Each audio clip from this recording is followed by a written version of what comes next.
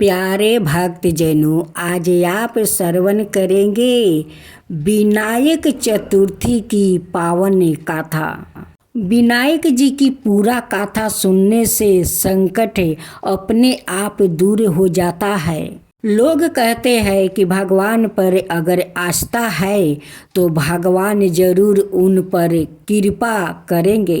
तो आइए भक्तों, गाथा शुरू करती हूँ। जय गणेशाय नमः। वर के ठोंढे महाकाय, सूर्याकोटि परम प्रभा। भक्तों, आज की इस पावन विनायक चतुर्थी व्रत गाथा में आप सभी का हृदय से स्वागत है। कहा जाता है कि जो भी श्रद्धा और विश्वास से भगवान गणेश का व्रत करता है उसके जीवन के सभी विघ्न दूर हो जाते हैं और सुख समृद्धि का आगमन होता है।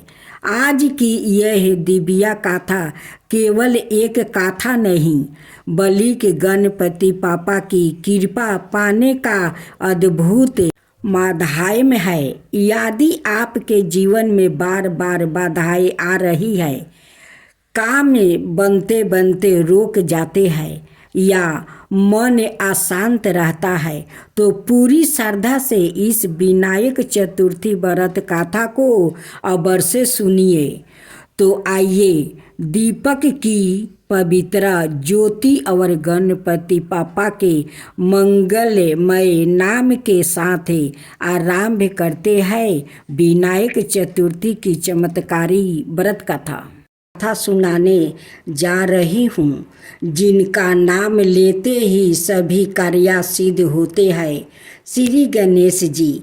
विनायक चतुर्थी, जिसे संकष्टी चतुर्थी भी कहा जाता है, भगवान गणेश की आराधना का विशेष दिन है। यह व्रत विशेष रूप से विघ्नों को दूर करने और मनोकामना पूर्ति के लिए रखा जाता है।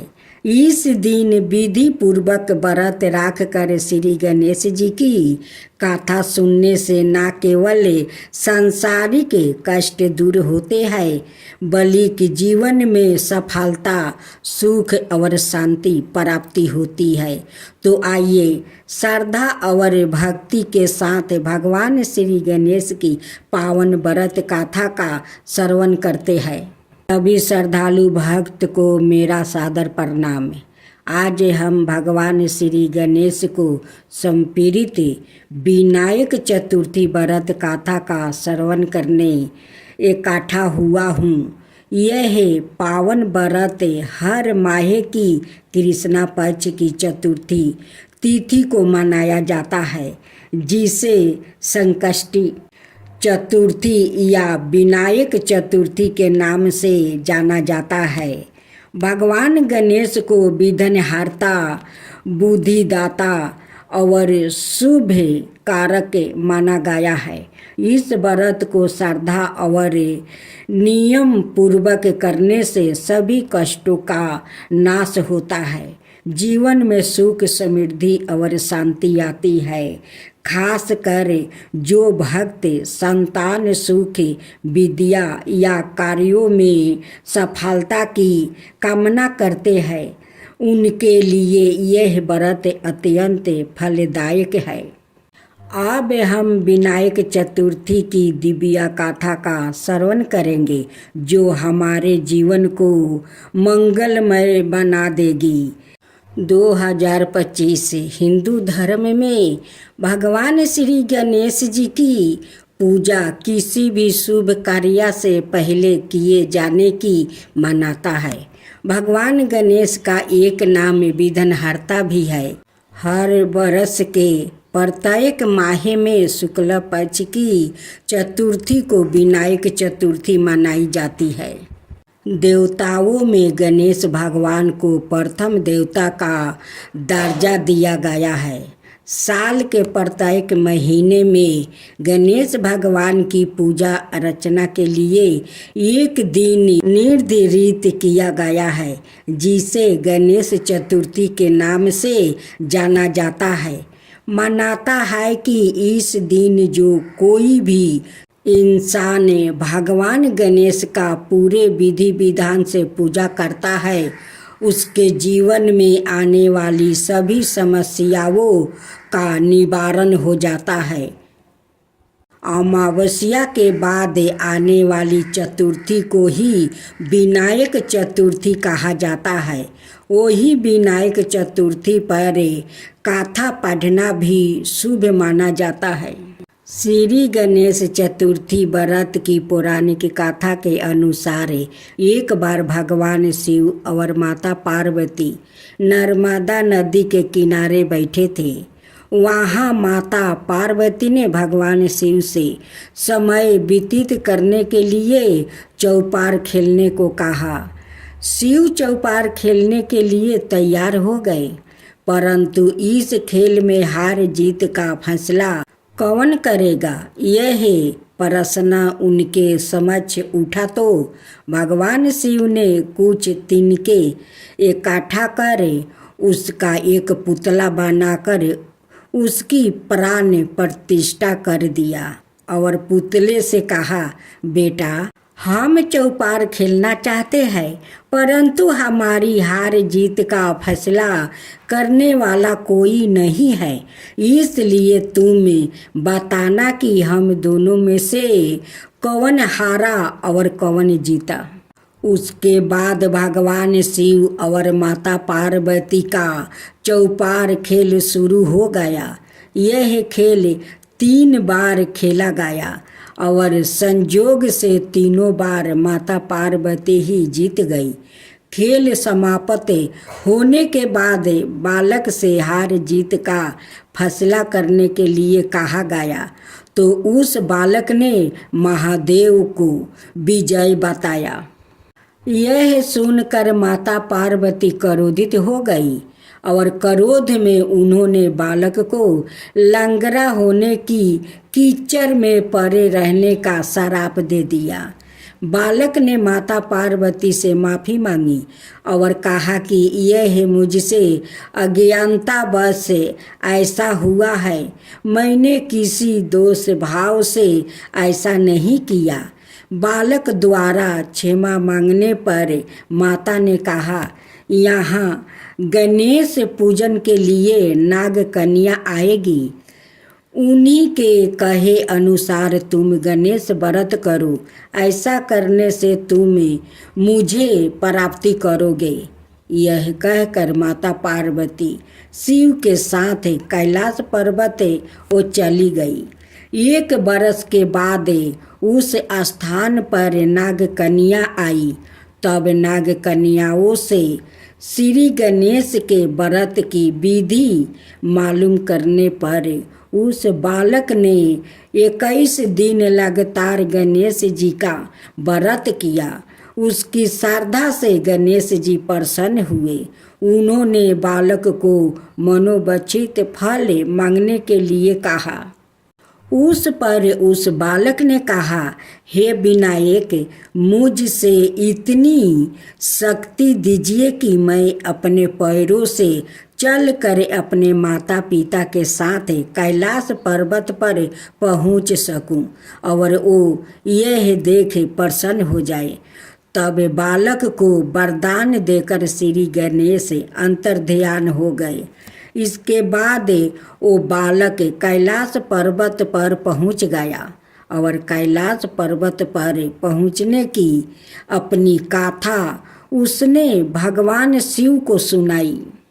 चौपार वाले दिन से माता पार्वती शिव जी से विमुख हो गई थी और देवी के रूठे होने पर भगवान शिव ने भी बालक के बताए अनुसार 21 दिनों तक श्री गणेश का व्रत किया। इस व्रत के प्रभाव से माता पार्वती के मन से भगवान शिव के लिए जो नाराजगी थी वो समाप्त हो गई। तब यह व्रत विधि भगवान शंकर ने माता पार्वती को बताई। यह सुनकर माता पार्वती के मन में भी अपने पुत्र कार्तिकेय से मिलने की इच्छा जागृत हुई। तब माता पार्वती ने भी 21 दिन तक श्री गणेश का व्रत किया और दूब, फूल और लड्डुओं से गणेश जी का पूजन अर्चना किया। व्रत के 21वां दिन कार्तिकेय सवाई माता पार्वती जी से आ मिले। उस दिन से श्री गणेश चतुर्थी का यह व्रत समस्त मनोकामनाओं की पूर्ति करने वाला व्रत माना जाता है। इस व्रत को करने से मनुष्य के सारे कष्ट दूर होकर मनुष्य को समस्त सुख सुविधाएं प्राप्ति होती है। एक गांव में माँ बेटी रहती थी। एक दिन वो अपनी माँ से कहने लगी कि गांव के सब लोग गणेश मेला देखने जा रहे हैं, मैं भी मेला देखने जाऊंगी। माँ ने कहा कि वहाँ बहुत भीड़ होगी, कहीं गिर जाओगी तो चोट लग जाएगी। लड़की ने माँ की बात नहीं सुनी और मेला देखने चल पड़ी। माँ ने जाने से पहले बेटी को 2 लड्डू दिया और एक कमंडल में पानी दिया। माँ ने कहा कि एक लड्डू तो गणेश जी को खिला देना और थोड़ा पानी पिला देना, दूसरा लड्डू तुम खा लेना और बाचा पानी भी पी लेना।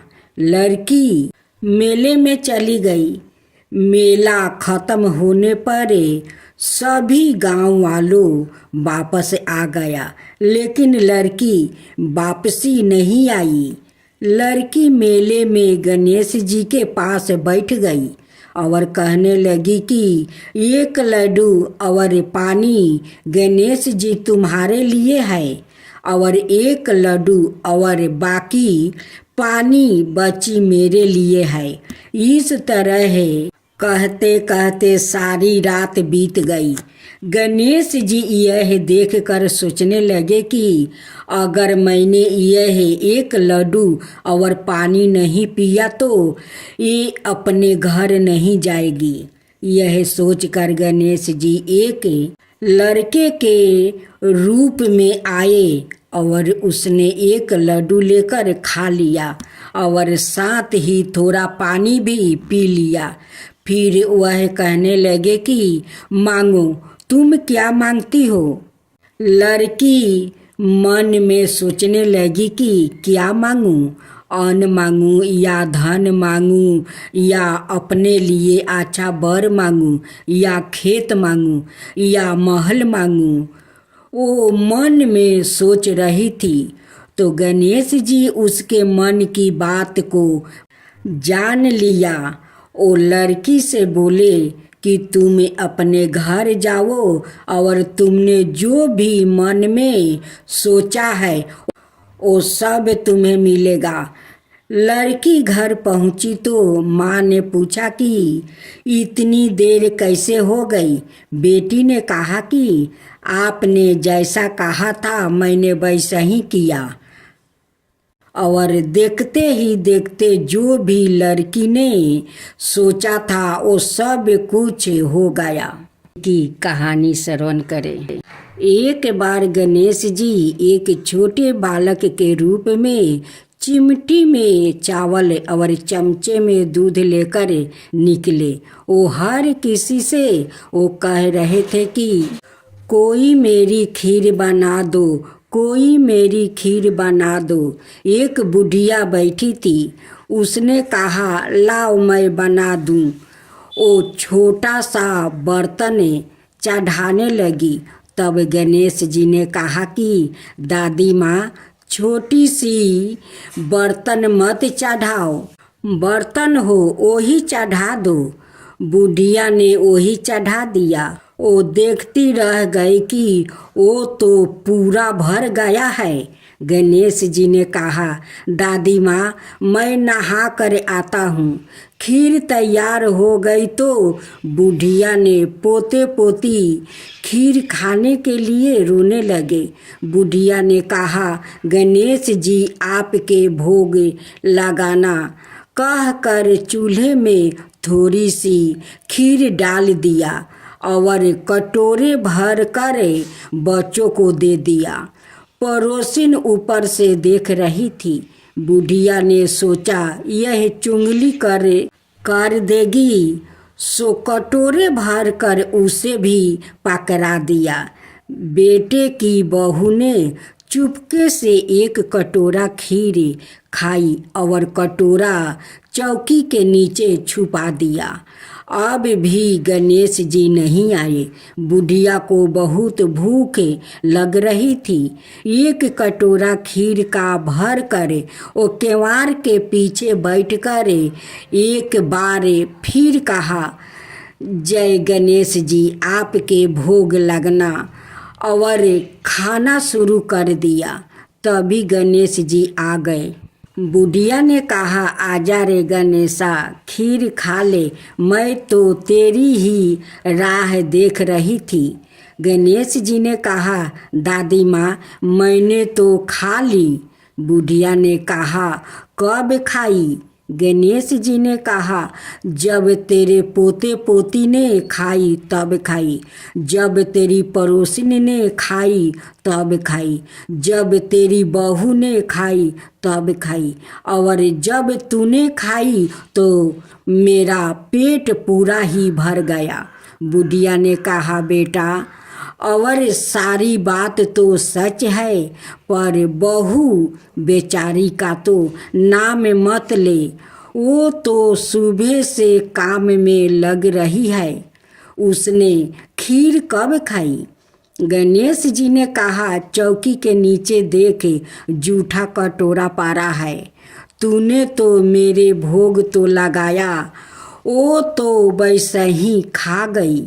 बुढ़िया ने कहा, बेटा घर की बात है, घर में ही रहने दो, बची हुई खीर का क्या करूं?